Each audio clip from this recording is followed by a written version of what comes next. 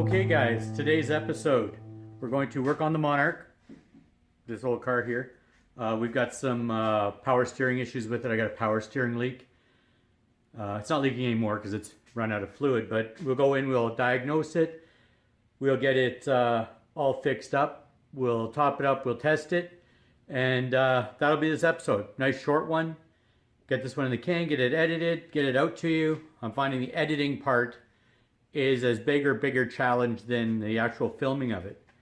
But as you can see, my garage is a little bit of a sty, mostly because we're getting ready to move.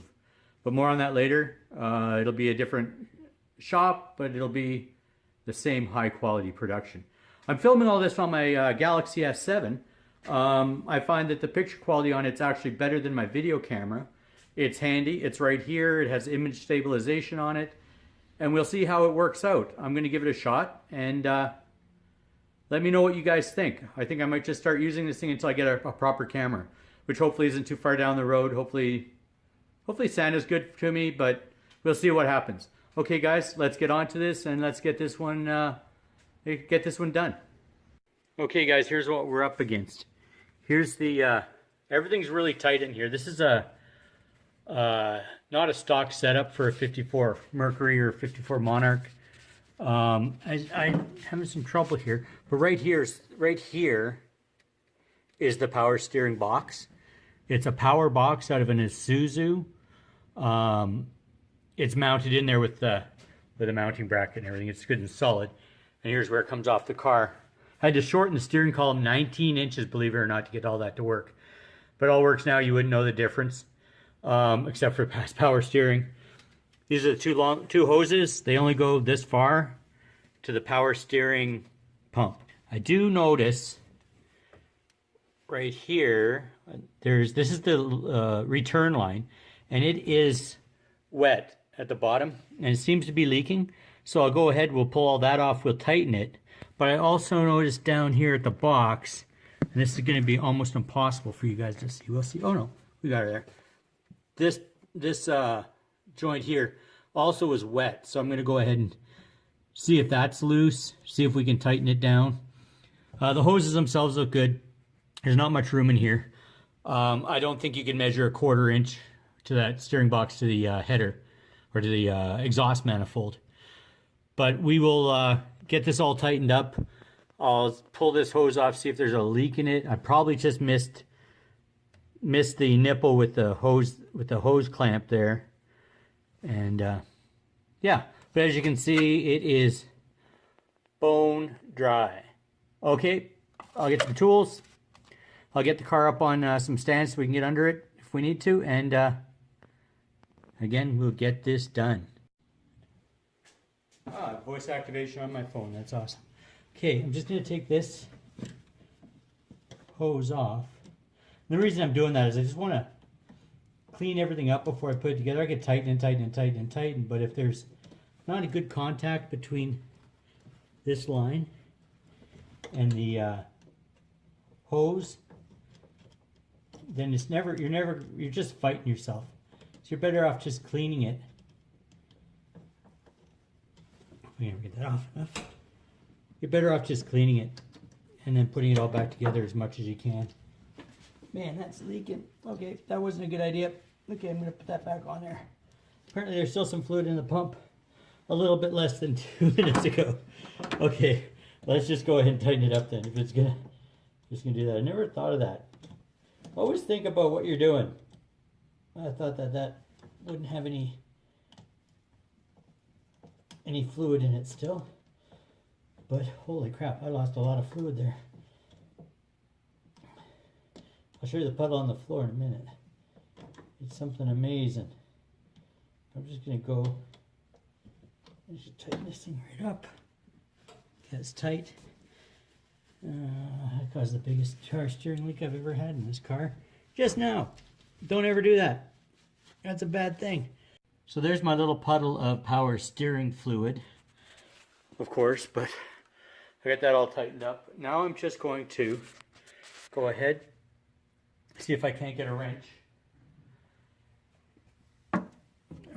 onto this one down here. Now there's two nuts. One's lower. Let's see if I can get that to focus down there. One's lower. It has to be tightened up. It seems snug. And then the separate one, oh yeah, look at all that movement. Obviously through heat and vibration. See how I figure out how to get this thing to focus right.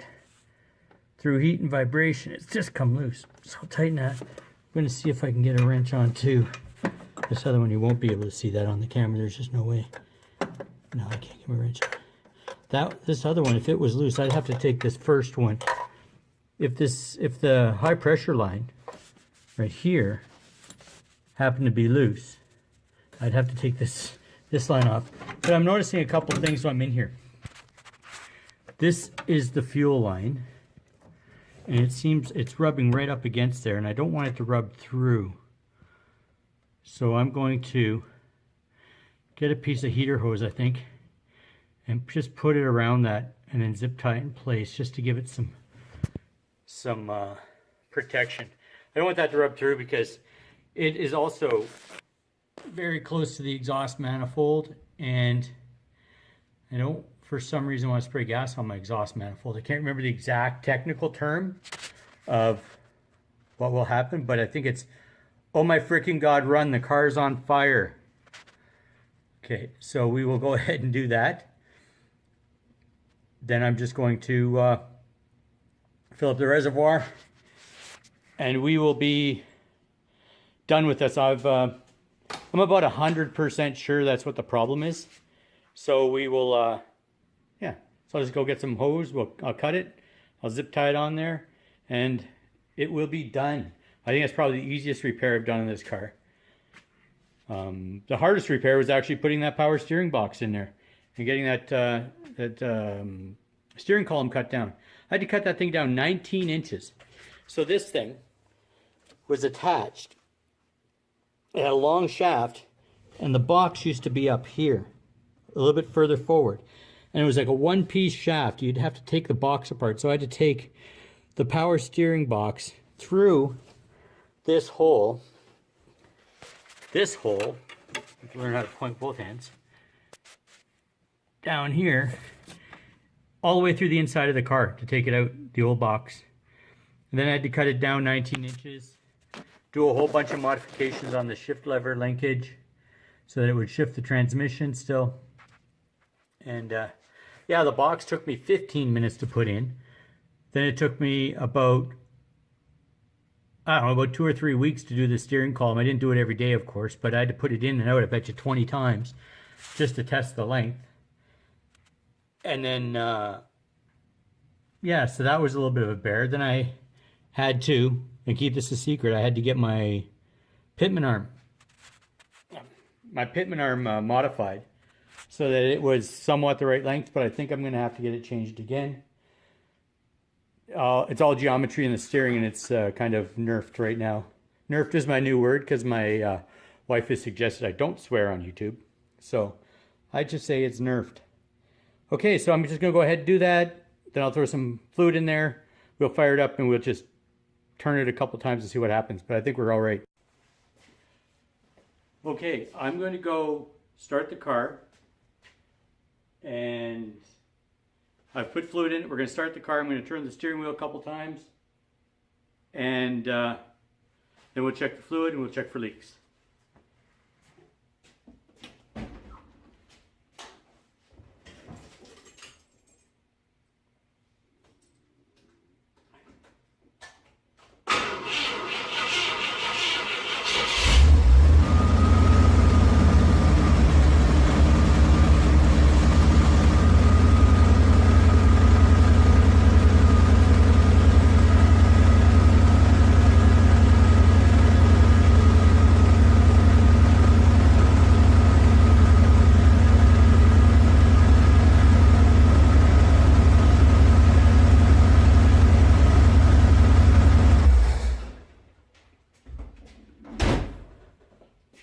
Okay, I don't leave this car running. It has a habit of, or it's had a habit in the past of just slipping into reverse.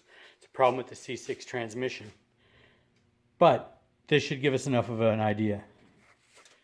So, I don't see anything new here. It's still a little wet, but I'm sure that's me.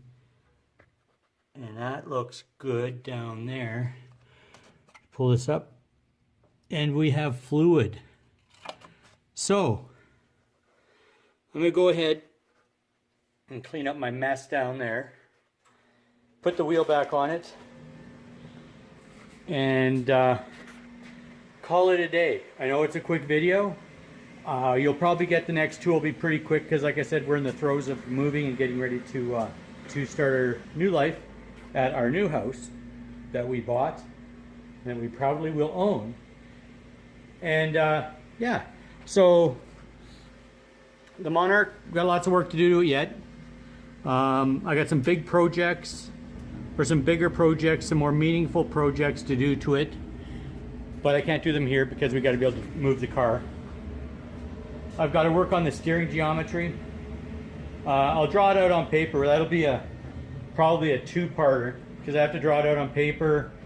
Then I've got to figure out how long I've got to make the pitman arm, and then I've got to modify the pitman arm.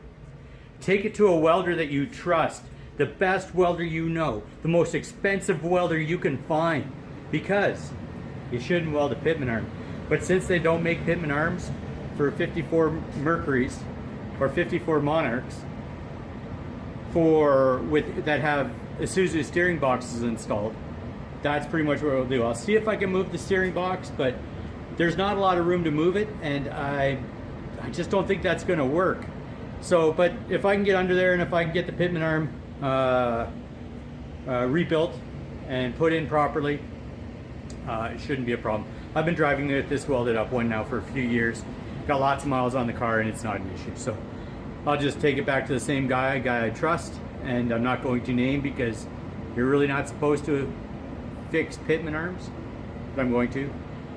And then I've got to go through the brake system and blah blah blah, and never ending with these old cars, but that's why we enjoy them. And yeah, by next summer this thing will be sweet. It's never going to leave the road except for when I'm doing the pitman arm, so it's not broken, it's just old. Okay, well, that's enough babbling. I will talk to you folks later. Have a good night. Go inside, grab a beer, kiss your wife, and we'll talk to you all next week.